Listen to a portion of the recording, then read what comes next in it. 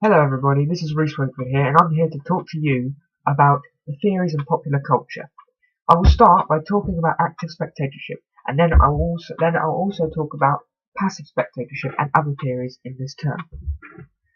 And I'll be talking mostly about the theories that surround the Matrix films. Let's talk about active spectatorship.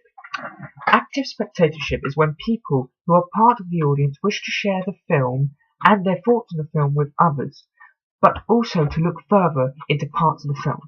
When looking further into the theory of active spectatorship, we learn that each audience member is different, and with each audience member reacting differently than the other. More or less saying that they don't just watch the film and leave it, they share their opinions and delve deeper into the theory behind the idea, and that has been shown to them. The Blummer and Katz theory comes into terms with this.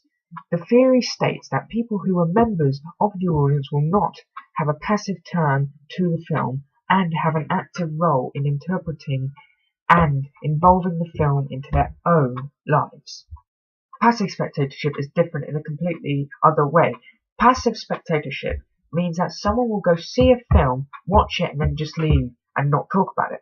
Now, I believe that this theory is very rare, since people will always talk about a film, and that the film to someone, even if it's just casual conversation. Some examples of reactions of spectators in film media are franchises such as Twilight Saga, the Star Wars saga, the Harry Potter franchise, the Star Trek films, 007 franchise, Lord of the Rings and Hobbit trilogies, and the Matrix trilogies, and many others. All of these films will have their own range of active spectators, and many people decide to create fan sites and Facebook pages around these films. I've been doing some research into the different types of fandoms that are based around specific films and franchises. Now, this is a fact that is known throughout all the industries in the media.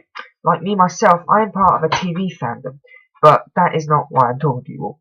Now, I will start with Twilight fandom. Now, this is quite a big fandom that is global because of the books and so on and so forth. Now, I have learned that the people who are fans of the Twilight films are known to be called, and I quote, Twilighters. There are many websites that are based around the idea of the Twilight series. For example, I had found a website that is called BellaandEdward.com. Okay, I know that is only one of many sites based around the film franchise. Now, I think this website's based around Bella and Edward, and that's only based around observation. I have also seen many Facebook pages and Twitter pages based around the series, so obviously Twilight has a large fan base on a global scale. That's obviously a giant fact. Now we move on to another large fandom or society in the film world, Star Wars. Now, this is probably one of the best original ideas that was ever made in the film industry. It has made a large community of fans around the world, starting with the original three that made people love the story and the characters. Then the whole story sort of went downhill with the new range of prequels. Even though they were not considered great films, people still loved them because of more story. Now, there is an official fan page on Facebook that is based around the Star Wars fan community, but also there are probably thousands of web pages full of fan bases and forums and things like that around the Star Wars films. And now they're even making more films to add to the story. So that's to show how popular the franchise is. Now, the final example I have is the Matrix trilogy. Well, the first one, really. This was also an amazing original idea that broadened people's minds. In fact, I had found out that when the first Matrix film came back in 1999, it actually made people question their own reality. But that is obviously not true, I hope. But the idea made people love it, and so did the special effects and the fighting choreography. It was brilliant, and that's what made people love it. It's what made me love it. But as with most franchises, the sequels will disappoint the audiences. There is actually a fan site of the Matrix films called MatrixFans.net. Obviously, this is based for the Matrix fans. Now, The Matrix has a large place in active spectatorship because it has so much story into it that people want to look further into it. Okay, now it's time to go through my personal film experiences. Now, when talking about crying in films, that isn't something that I do. But only 2 films have managed to make me cry, and they were Forrest Gump and The Green Mile. Throughout my life, I've never cried at a film. I will feel upset if about a character I'd like to die, but I wouldn't cry. But these 2 films broke me and made me cry. Now, Forrest Gump made me cry because of the sheer amount of loss that Forrest, who was portrayed by the brilliant Tom Hanks, had gone through in his life, especially the amount of people he has lost.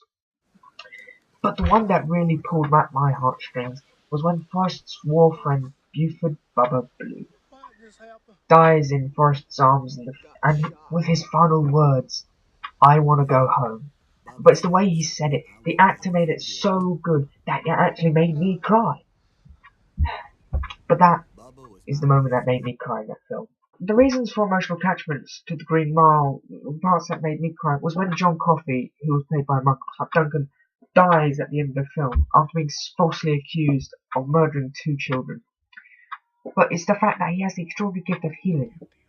But it's the moment before he is executed where he says that he doesn't want to be left in the dark and that he has his last handshake with Paul Edgerton, who was played by Tom Hanks. And that it's those parts that made me cry. It pulled at my heartstrings. Now, it was the idea that completely innocent man, who has the mind of a child and extraordinary gift of healing, is still being put to death because of the human understanding of people, that he didn't get a second chance. It was just the fact that he was seen at the crime, no fair chances. It was moments like that that made me cry. Now, when talking about films that made me excited, the first film that would come to mind would be The Matrix. Again, only the first one. But because of the idea in itself got me excited and overwhelmed about the idea of the reality we live in isn't the real reality. That we all live in a giant computer system called The Matrix.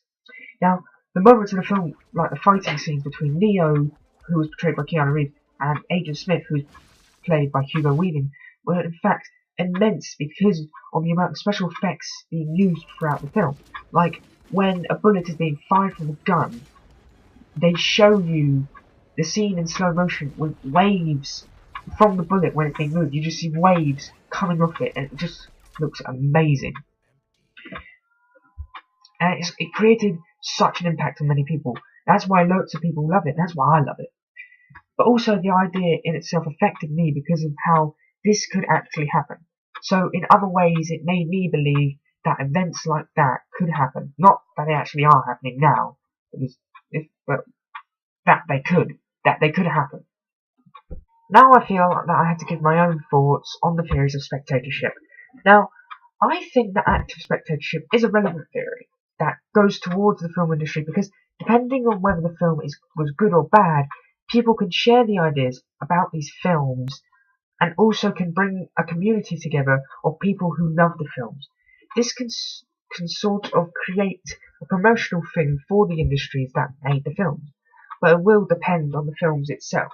Like if it was a bad film, then people would actively express their thoughts on it and can more likely make people not see the film in general. So these things can affect the industry in a positive or negative ways. In terms of popular culture, active spectatorships helps to create more popular culture. For example, Star Wars had become a part of popular culture because of so much positive feedback from the audiences. Because people gave their positive feedback to others, and it made the film become part of popular culture, and that's a rare thing, as we all know. But there is also a downside of popular culture, because if you have a lack of positive feedback, then the film will start to lose its popularity and will start to drift away from the popular culture. And, well, therefore, will not be part of popular culture. But it will always depend on the idea and whether or not the sequels will ruin the whole thing for everyone. But there is not much else that I can say in the terms of that popular culture, for it always depends on the popularity of the film and the feedback that comes from the audience. Anyway, I'm sorry to say that this is the end of this vlog. So hopefully I will see you all again in the next video. Thank you all and farewell.